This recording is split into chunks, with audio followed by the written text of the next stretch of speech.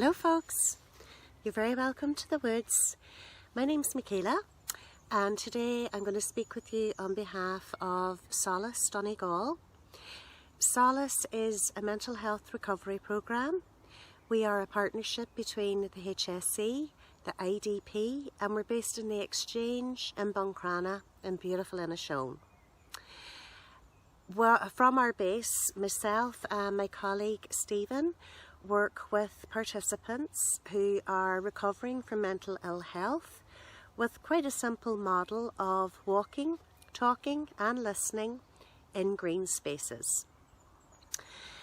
In this way, we're essentially using kind of three layers or three ways of supporting good mental health.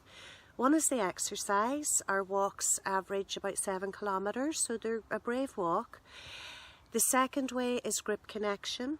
Hugely important. We all know how important connection is for good mental health. And the third way is through ecotherapy. Our walks are always in green spaces or by the beach. They're always in natural environments. And there's a reason for this. Now, in our current situation, our exercise has been a wee bit curtailed. We can't walk for 7 kilometres. Our connection has been changed. We've had to kind of adjust and connect with participants differently. We're doing it very successfully. But the third way, the ecotherapy, we can still utilise. So that's what I wanted to chat to you about today.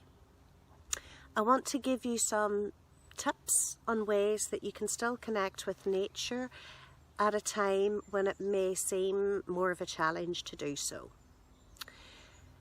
Ecotherapy, very basically, connecting with nature for better mental health. First and foremost, this is intuitive. We know that nature is good for our emotional well-being. You don't need me to tell you that. There are so much evidence of this now. It's scientifically proven, but if you go back to basics, you knew it anyway. If you're interested in the science, we now know that being in nature, for example, in this environment I'm in now, in a woodlands, is reducing my cortisol. That's a stress hormone. I know also that being in nature improves sleep. We could all do with a bit of improved sleep. The primary colours in nature target the part of your brain where rumination happens. If you've ever experienced depression especially, you'll know rumination's horrible. Rumination is where one thought goes, you go over it and over it, over it, it's stuck, you can't get rid of it. Nature helps us to shift that. Nature also calms our sympathetic nervous system, so it's very good for our mental health. Now, currently, like I say, we're limited on how we can get nature into our lives, so we've kind of thought of it in 4 different environments that we can still be in, and practical ways of using nature. So the first environment is outdoors. Great, that's normally what I'd be saying. Get outdoors as much as you can. Now we're limited to 2 kilometres, but how are you using your 2 kilometres? If you're in quite an urban environment, even just walking down the street, where are you putting your visual focus? Are there trees? Are there shrubs? Are there even the wee so-called weeds growing up between the cracks in the pavement? Can you focus on those rather than focusing on the grey and white and black of the buildings and the metal of the cars? Can you put your visual focus wherever there is greenery and nature? If you're in a very built-up space, there's always the sky. Look up. There's probably clouds, because we're in Ireland. Are they white? Are they grey? What shape are they? Are they moving? Are there birds? The wide open space of the sky will always be there. Focus on it. So using your 2 kilometres and where you put your focus can make a big difference. The second environment we can be in then, if we're very lucky and you have a garden, use it. Spend as much time in your garden as you can. You don't have to be a great experienced or skilled gardener. You don't have to know what plants are what. Just working with the plants, turning the soil. When you put your hands in the soil, there's actually microbes in soil that acts as an antidepressant. It's good for us. Smell it, breathe it in. If you're spending time in your garden, even just sitting, can you take your shoes off? This has now been termed earthing, but basically that's what it is. It's being barefoot. Now, it would be a whole other video in itself, but when you're barefoot, making connection with the earth without your rubber-soled shoes. The earth is essentially a big battery. There's positive and negative charges, and the things that emit a positive charge are technology, mobile phones, television, pollution, Wi-Fi. So when we have a lot of positive charge, it's not good for us. By being barefoot, it's an exchange, and the earth is giving me more electrons, so it's neutralizing my charge. It's good for you. Being barefoot feels good, and it's good for you. I understand a lot of people are reluctant to do that in public places because of dog poo and rubbish and glass. Absolutely important concerns. But is there a space that you can be barefoot, even if you're not walking, but you're sitting reading a book, but your bare feet is on the grass while you're doing it? There's benefit in that. The third environment we can be then is indoors. Maybe we have to be indoors, but we can create an environment indoors that is conducive to good mental health through ecotherapy. Think about your 5 senses and trying to connect with nature as much as you can through your senses. So one of the most obvious ones is natural light. Don't underestimate it.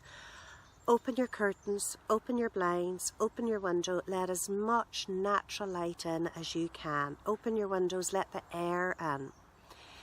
Then where are you choosing to sit when you're indoors? Are you sitting in a corner facing a television? Or are you sitting by an open window, looking out, focusing on whatever green space there is? In a built environment, it may be that there's only a house opposite you, but above the house or to the side, even in the distance, can you see a hill? Can you see a cloud? Can you see any kind of nature? Focus on it. Household plants are great. Just similar to the garden, just tending the plant, turning the soil, nurturing it, watering it, seeing it grow, seeing it blossom. If you're able to grow even wee herbs or that on a windowsill, the benefit and the achievement then when you eat those is wonderful. Another good one people forget about is essential oils. So again, when we think of our 5 senses, the sense of smell, indoors, if you use essential oils, the one that I would particularly recommend, I think it's pronounced hinoki or hinoki. It's like a woody, lemony smell. It's like being outdoors. So while you are indoors, you can smell the outdoors. That's 3. The third environment that we can be in, and it's not my favourite, but needs must, and that's technology. How are we using technology, and how can we use it to create a healthier environment for us? The apps at the minute are great for sounds. You can download apps on your phone that have nature sounds. So while you're footering about doing the dishes or whatever, you could be listening to birdsong, or rustling leaves, or a babbling brook and water flowing. Instead of listening to the news on a loop, you could be listening to nature sounds. You can also use apps for plant, bird, insect identification. We know that learning is very good for our mental health. Whilst you're doing your short walk, you could be taking one leaf from different trees and bushes and plants, and then when you get home you could be identifying those trees and what they're called. The same with bird song. You can identify birds with an app on your phone. So we can connect with nature through knowledge and finding out more about it. Another way then, which has really flourished at the minute, is webcams. So again, if you have to be sitting looking at a screen, you could be looking at a screen that is showing you a beautiful part of nature or an environment that you wouldn't otherwise be able to access. Two particularly good ones at the minute are the Wildlife Trust and also Forest Bathing International. You can log on there and see the most beautiful woodlands, forests and countrysides. While you're smelling your essential oils, you can be satisfying your senses that way. And then of course there's wildlife documentaries and there's books and there's programs. So through all of this, I think it's important to remember how beneficial nature is for our mental health, and then be creative about the ways that we can still connect with nature when there's limitations in place.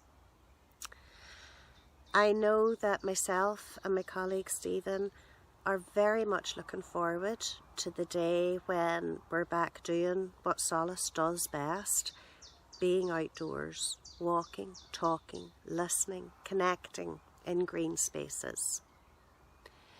Until then, I hope that there's some wee tip from this that you may be able to use. If not all of it, maybe open your windows first thing tomorrow morning, and that's of benefit.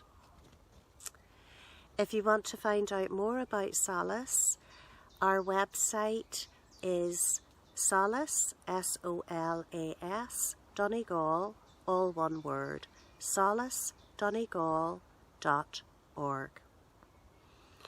I wish you well. I hope you're able to take one day at a time and you're able to still connect with nature at this time. Instead of just logging off, I'm going to show you a wee bit round the woods, maybe listen to some birds and get the benefit of it. All the best. Bye-bye.